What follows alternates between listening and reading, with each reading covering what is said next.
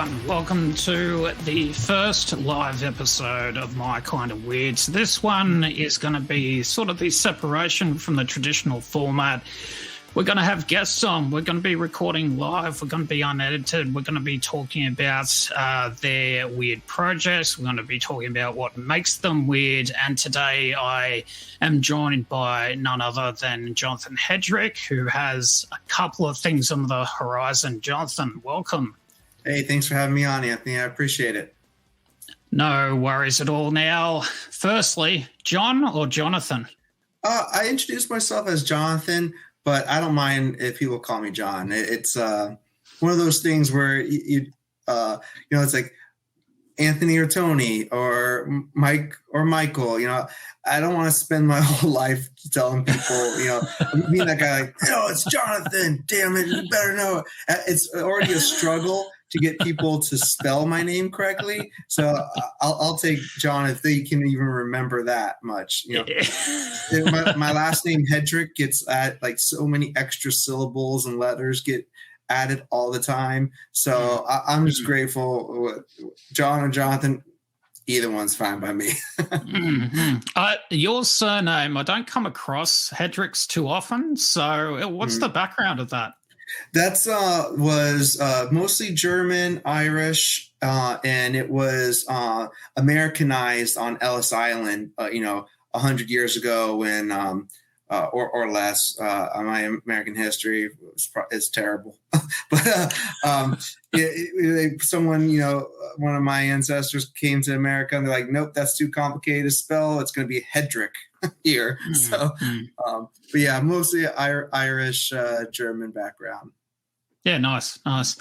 Now, you're coming towards the end of your press run for Dream Master. I was lucky enough to get a bit of a sneak peek. Is it out yet, or it's about to be released? Almost. Well, it was originally scheduled for November 30th, and then it got pushed back a week. So now December 7th, which happens a lot in indie comics. So I'm not surprised. But the book is ready. It's just those behind the scene type stuff between publisher, printer, and distributor. So, but I tell people, now you have an extra week to remind your comic book shop to hold it for you or add it to your pull list. Tell us a bit more about it, because when I read it, I got a sort of almost like a Sandman sort of vibe to it, very supernatural, very otherworldly. For those who are watching this or who will listen to this, if the comic book isn't out already, it is very much set in the dream world, and it starts with sort of the protagonist. Don't know if you quite call her a heroine just yet, but pretty much fleeing from these sort of demonic nightmares. But how would you present it? I would call Dream Master like a cross between Nightmare on Elm Street meets Alice in Wonderland. And that's my wife, Francesca, my biggest fan. Thank you for being on. But she works in the industry, doesn't she? She does. Yep. She is a comic book artist, best known for Stake at Scout Comics, which was recently nominated for a Ringo Award. We were at Baltimore Comic Con recently for the award ceremony. She also did a book at Aftershock called Artemis and the Assassin with Stephanie Phillips, who everyone knows went on to great stuff with the Big Two. Is still doing great stuff. And then Grimm at Boom. And she's a fantastic artist. I'm fortunate to be in the same room with her, let alone married to her. So the question there is, how long until she says to you, write me a story? Well, I already did. That's the thing. So she write me another story. Yeah, right. Well, hopefully she'll draw the first one, then I'll write the second one. Everyone asks, when's the project that we're going to work on together, and it's a lot of timing. Has a big part to do with it, and also finances. I can't afford to pay my wife to draw that project, so it's either going to be in between paid gigs, or if someone hires her to do that project. So if any of the publishers are listening, if you want the first husband and wife combo one shot, reach out. So going back to Dream Master, give us your take on it. Well, let's start with the original idea behind it and how that began to sort of percolate. Yeah. So Blackbox Comics, who's the publisher, they approached me with the synopsis of it. How their titles work is they own all the IPs, all the characters and titles. It's not a creator-owned publisher. So they hired me to write Dream Master, and I was given about a 1.5-page synopsis of it. And that was after, a few months before that, me meeting with them over the phone and discussing, the genres I like to write, some of the things I'm influenced by. And when they said they thought when they would have a project in mind for me, that they would reach back out. And that's when, they proposed Dream Master. So I really dug the concept of it. They really stressed that they wanted this to take place almost entirely in the dream world, which is a lot of fun for me because that opens up a whole world of storytelling. Can do a lot of crazy things with that. And one of the pitches that was told to me was, imagine if our main character, our hero, the Dream Master, think of him as Freddy Krueger from Nightmare on Elm Street, but a good guy. So in this world that Dream Master is set in, dreamers can die in their sleep, and the Dream Master is cursed with having to save them.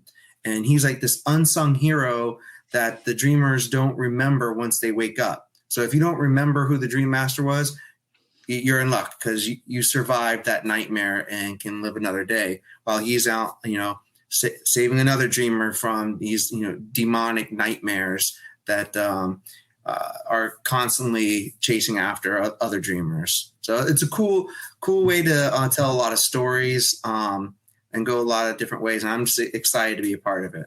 Where did the imagery sort of start to come from? Are you someone that's very, I guess, hands-on with your script in terms of dictating what designs and things like that, or is that something you worked collaboratively with the artist? How did that begin to take shape? It was more of a collaboration with the publisher and the artist as well, and I was able to get some input into it. But I think Blackbox really kind of had the look in mind for Dream Master and wanted to go that route with him. And I think it looks cool. He's like a very nightmarish Rorschach is what people, pick up on right away. Like that reminds me of Rorschach. And I'm like, good, because that's a cool character, that doesn't take any guff from anybody. But, I wouldn't compare the characters as far as like, they have a little bit of similar appearance, but like as far as what they do and everything like that, completely different. I mean, I'm a huge fan of Watchmen, Alan Moore's work in general. But I wouldn't say Dream Master is anything like Rorschach, other than they like that derby hat, and that's about it. I think I described him in my review as black metal Rorschach. Yes, I like that. Yes, he's sort of got like the black sort of eye claws, sort of like coming down out of his eyes and things like that. So that was great. All right, well, let's talk more about you in turn, because I don't know a lot of your history beyond sort of, I think I first came across you during you did the recount. Was that you? Yeah, right. First Scout. Yeah. So before that, where do you come from in terms of where does your inspiration come from? What's your background? Tell me a bit about that. Well, I've always been a lifelong comic book reader and collector. I didn't major in English or writing or anything like that in school or college, but in grade school, I was always told by my teachers that you're a really good writer. You should do something with that. But when you're in high school, you don't. No one has like a posters on their wall of their favorite writer. You know, you don't want to. Everyone wants to be a rock star or an athlete or whatever. So I remember like getting points taken off on a lot of essays because I used too many words or pages, or I described those, written answers too long. So there was always something there. There's always like a creative side too, where I, would write in journals, just oddball little sentences or short stories, poems but never really did anything with them until about like 2018, 2019, when I was struck with the inspiration of just, what if I could take one of these short stories I wrote in the past and just flip it into a comic book script? So I checked out a lot of books online and from my local library on how to write a comic book, and sat down and kind of taught myself through those books and things online that I read. And then one day I had this 24-page script, one shot, which was called Freak Show Princess. A simple zombie story. And then I was like, now what do I do with this? I went through the trouble. I have a script. So I reached out online and started networking with people, asking how to get this thing actually attach some artwork to it.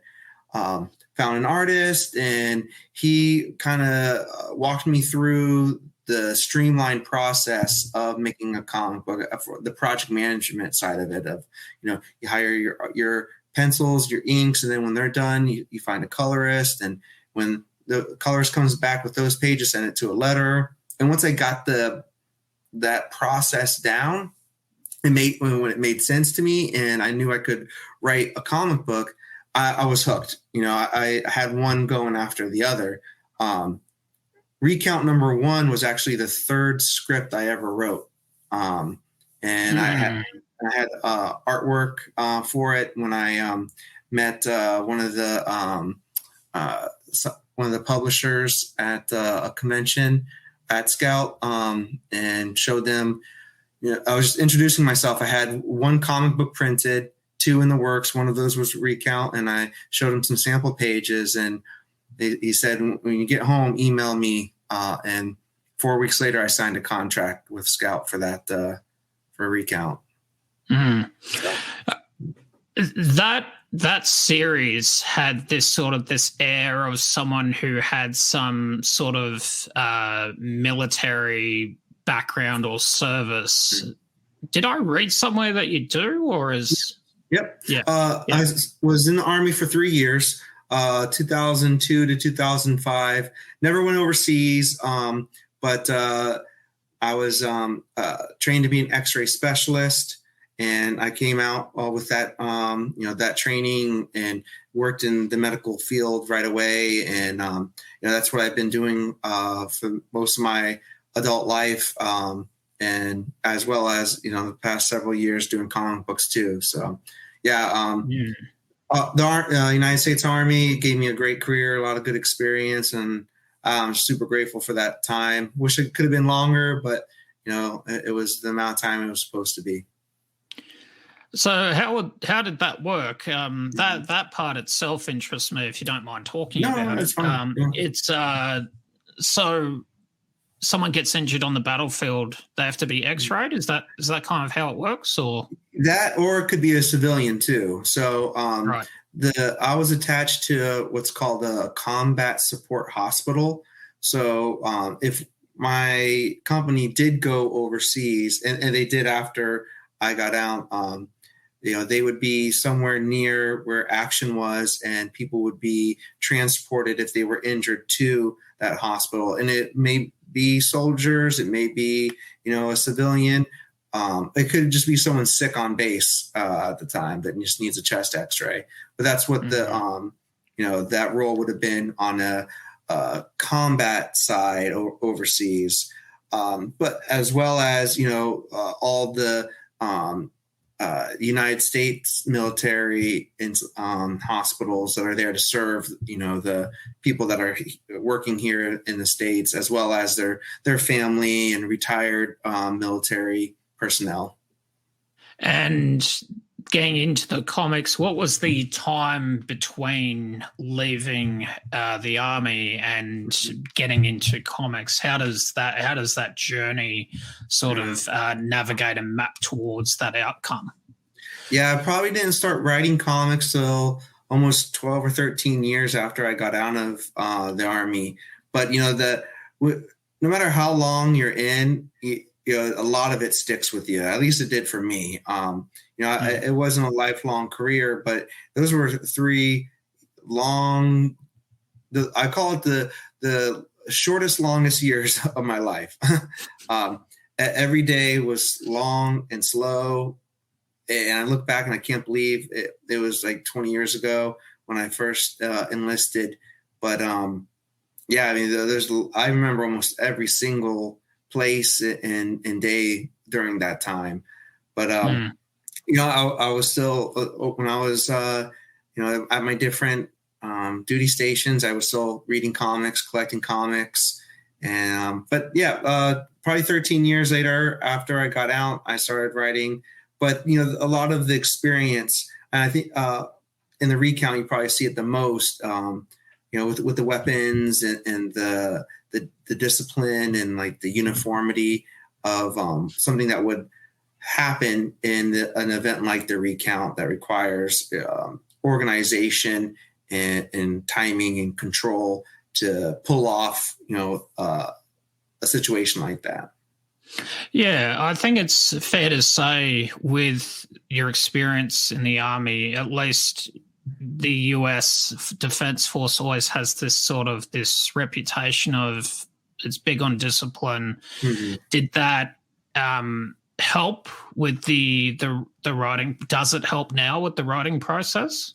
Oh yeah, I owe a lot to my current discipline. I falter just like anyone else does, but if a job needs to be done, then I do it. I'm the only one that can let myself down. Or I'm the first one to let myself down, as I should say. But yeah, I'm very good at taking a task and breaking it down to smaller steps.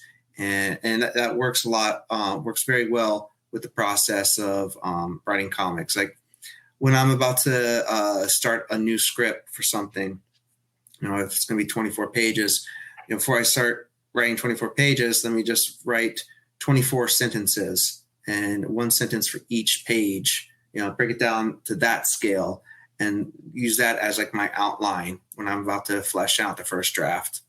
So, and then it's also like, all right, how many pages should I do a day? So one, not burning through this script too fast and just writing anything just to say it's done. And 2, getting it done in a decent amount of time, so I'm not writing a script for 6 months.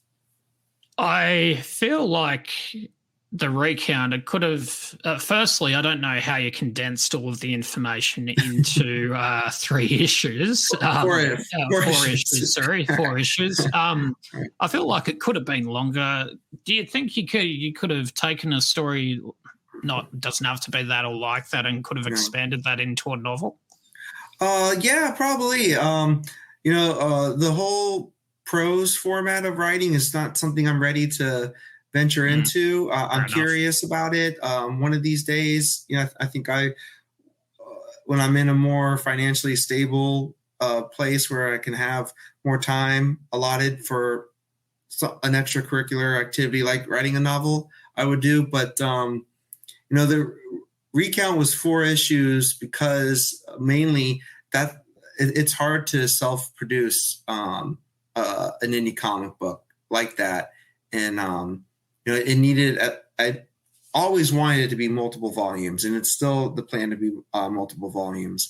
But it was impossible to get it out with 5, 6, 7 issues. It just wouldn't have have happened. So that's why earlier in the year I had a prequel one-shot come out called The Recount Preamble, which was 36 pages, and it was gave more backstory and mythos to this world that the Recount is set in, and mainly the leader of that cult following that really triggered the events in the first issue. So it kind of like is like the war drums before the Recount happens. Is there a volume 2 in the works with that series? There is, yeah. Having a hard time getting artwork off the ground, which is the most frustrating part of it, because that is something I can't control. I can throw money at artists all day long, but they work at their own speed. So, if I could draw, it would already be done. Yeah. So, but I'm gonna, when an artist can start getting it up and running correctly, we'll see. It'll see the light of day. I can't force it either. I can't put it out rushed. I can't put it out with subpar artwork, and until I can get an artist to give me proper pages, people are gonna continue to wait for it. But I think no matter how long it takes, people will see the second volume and be happy with the expansion of the Recount from that.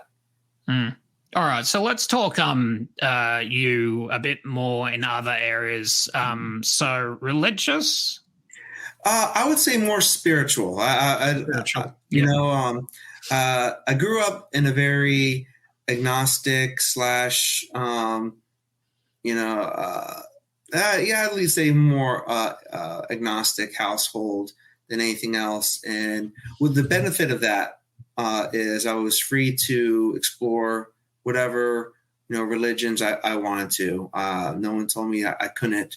I wasn't forced to be like atheist or anything like that. So I spent a lot of my life soul searching in a way for a spiritual side of me, and which I think I found a couple of years ago when I just learned about the concept of a higher power to what I believe it is, and I don't have to share that with anyone else. And then that's when it clicked and made sense to me, and I just ran with that. And I don't need a symbol for it. I don't need a book for it, or need to put it on a T-shirt. It's just it's my own thing. So it's a way for me to understand that I'm not in control of everything, and that I'm not the center of the universe. So that helps. It helps ground me, and it helps when I'm getting in those situations where I'm about to lose control. I can at least think that, hey, this is by some type of design. I don't know when I'm going to figure out the purpose of this, but eventually I will. So take it easy, Jonathan. So I'm going to take that as you haven't discovered the meaning of the universe yet. Not yet. Yet. All right. So let's talk music inspiration. Yeah. What's your favorite artists? Favorite artist of all time would be the Deftones. I've seen them live countless times. Met them multiple times. That music and the surrounding bands and those genres that you might someone might put them in is probably what I grew up on the most in my teenage years. That hooked and stayed with me. I probably have a lot of other favorites that I go in and out of, but Deftones are probably the ones that have stayed the longest over the years. But then as far as like the music that for writing, I can't listen to anything with lyrics when I'm writing. I have to. The number one rule, isn't it? Yeah. It takes me out. I lose focus. So I like to listen to musical scores. And there's this genre called ambient rock. That's it's like alternative, but not like aggro. Some of the bands are called Signal Hill's one of my favorites in that genre. L1011, the album Leaf. Those bands. It's like just relaxing music, but not like you're listening to monks chanting or anything like that either. Did you ever get into Pelican? It sounds very familiar. Is that in that that genre too? So I'm a big fan of post rock. ISIS was a post rock band, not the terrorist organization people, the band, and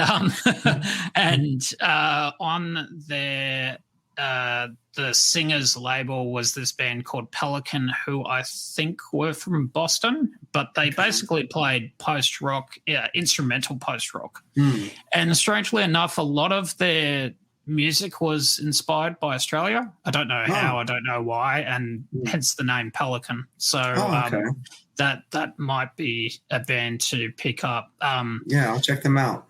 Yeah, Sleep Makes Waves is another good one I think you might get into. Okay. If you like the more proggier elements of ambient rock. So I guess it just depends how mellow you want it. Yeah. You're a Mogwai fan? Yes, Mogwai, that's a big one. That gets kicked on a lot in that that station when I put it on. Who else? Someone has mentioned a few other bands that are less of the slower, calmer. People would call it like shoegaze. The bands are just standing with their shoes when they're playing. Yeah. And there's also instrumental, heavier side too, which still works for me too. I like that. That's just a harder station to find. On the streaming music channels. Yesu's a good shoegaze band. They're incredible. But anyways, we're sort of just talking about music now, aren't we? What's your favorite Deftones album? It'd have to be Around the Fur, because I think that's when I discovered them. Yeah. That second album. I mean, all their albums are great. Some I've listened to more than others.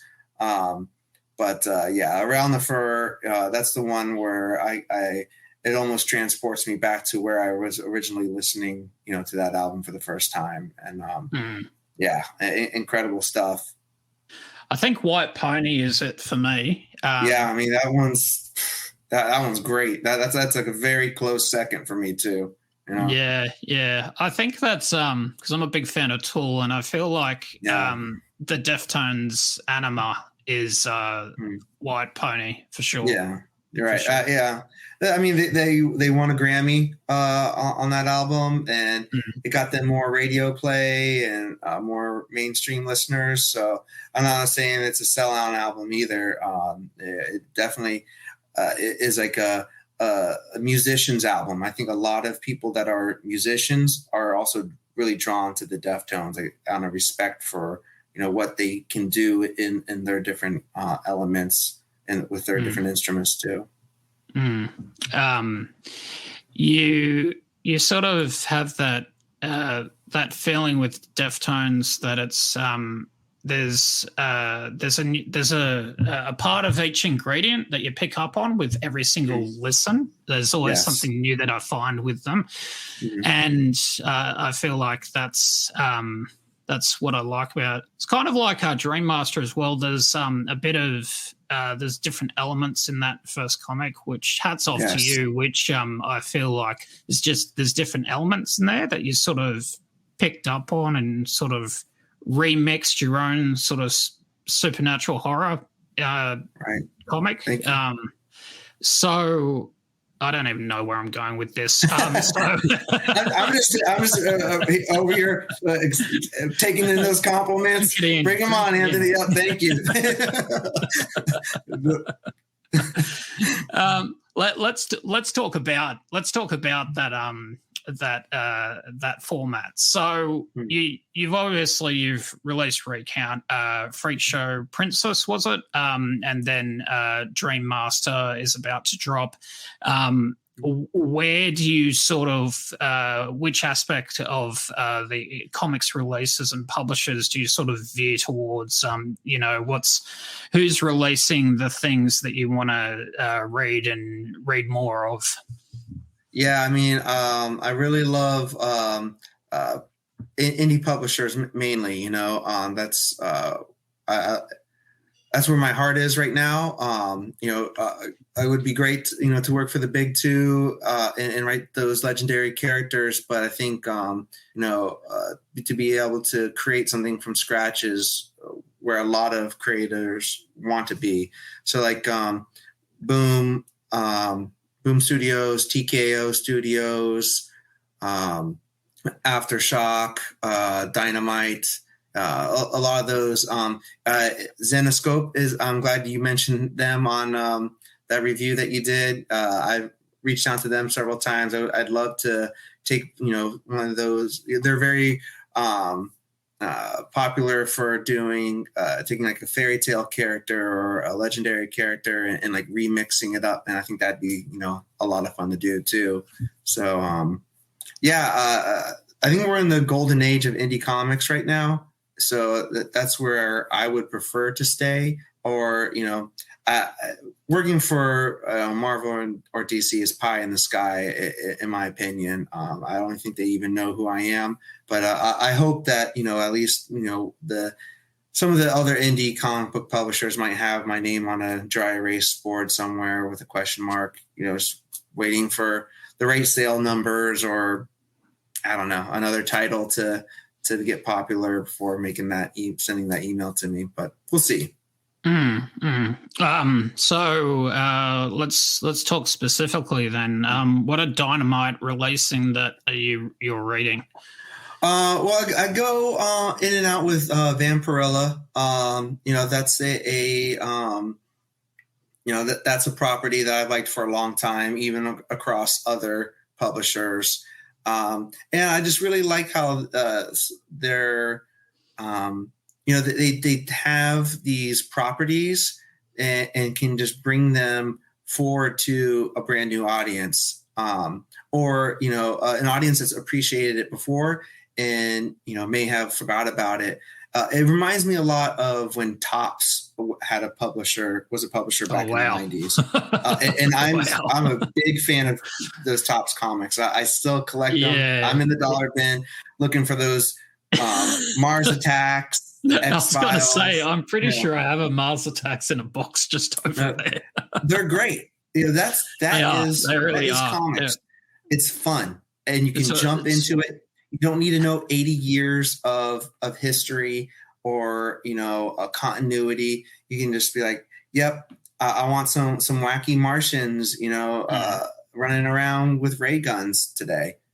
That's the kind of comics I want to write. I want people to be able to hop in and go for the ride right away. They don't need to,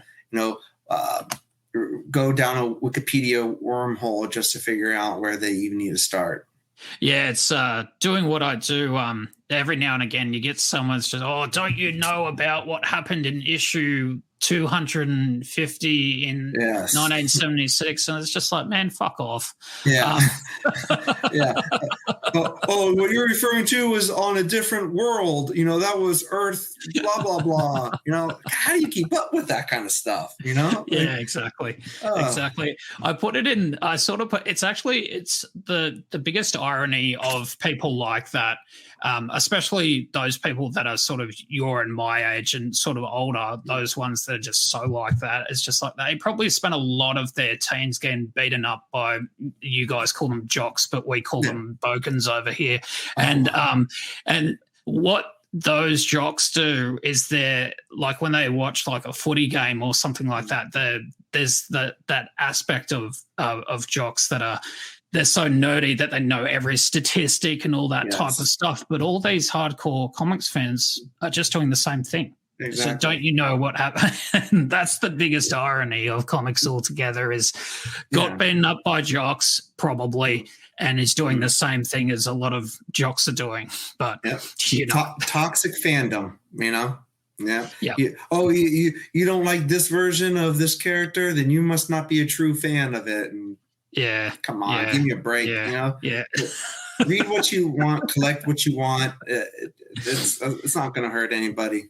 And that's the beauty of it, is that especially if something like Marvel, DC that is so old, and even like Star Wars and all those older intellectual properties, is the beauty of them, in my opinion, is they exist in so many different formats that eventually toxic fandom hopefully is going to realize, oh, I liked them 10 years ago.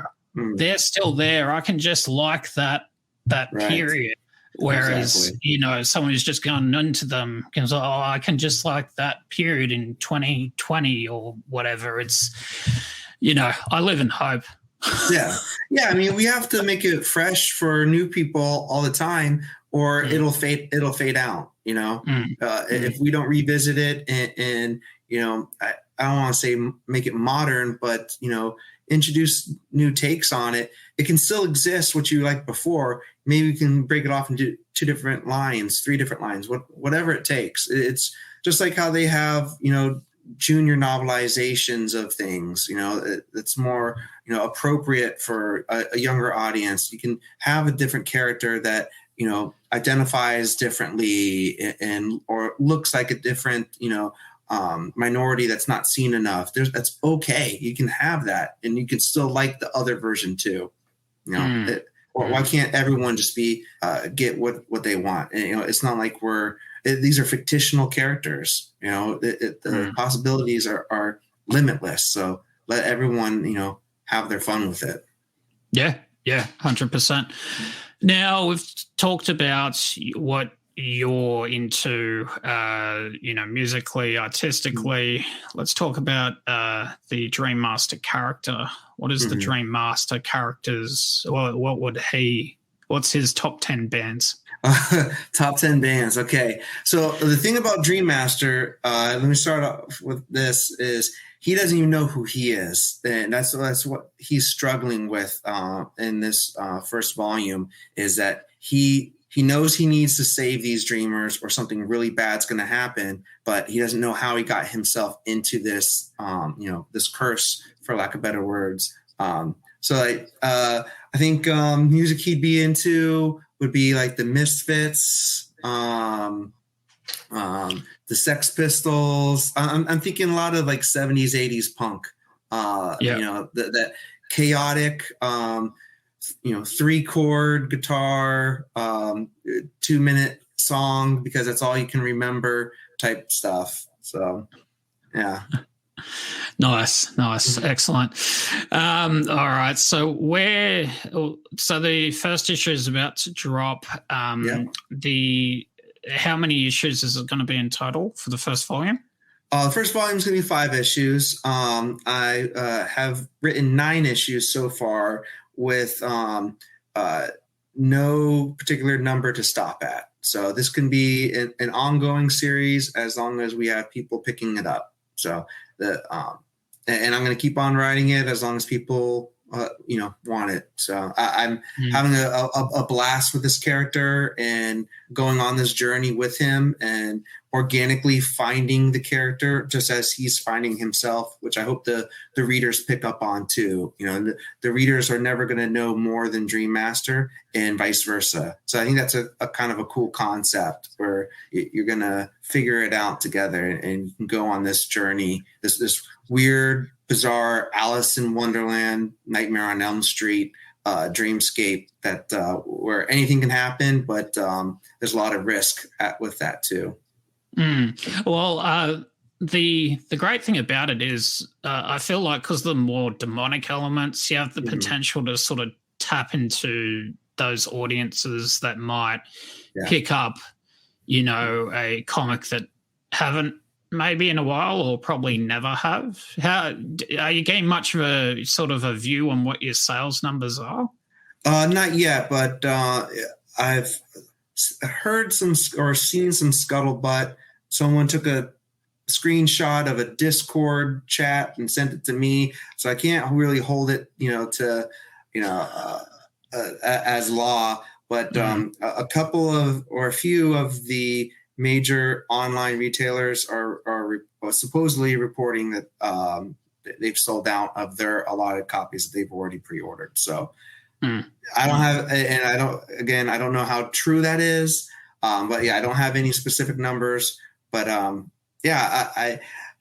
my goal, of course, a sellout would be fantastic. But I want everyone to have a copy of this. I want everyone to get on board with issue 1 and see where we're going with this story and stay on for, at least stay on for 5 issues. If you like this first arc, then fantastic. All right. So I'm going to put info about where people can pre-order it. I might put does Blackbox have a store? I might put blackboxcomics.net.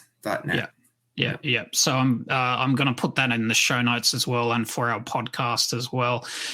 Is there anything else you want to tell anyone who's listening, watching about the character and why they should pick it up? What's your last minute pitch?